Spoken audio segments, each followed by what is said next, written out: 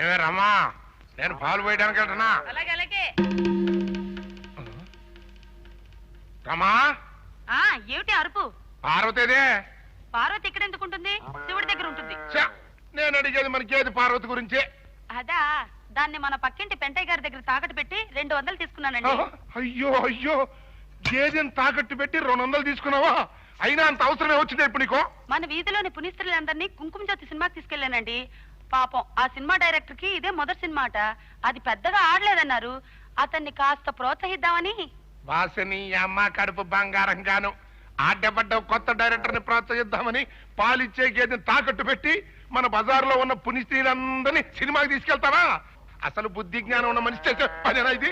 కేజీధర్ అనే ఆ యువ దర్శకుడు మంచి విషయం ఉన్న మనిషి అండి. అతను ప్రోత్సహిస్తే ముందు ముందు అంతర్జాతీయ చిత్రోత్సవాల్లో మన దేశ ప్రతిష్టను ఇనుమడింపచేసే చిత్రాలు తీస్తాడని మా సినిమా ప్రోత్సాహ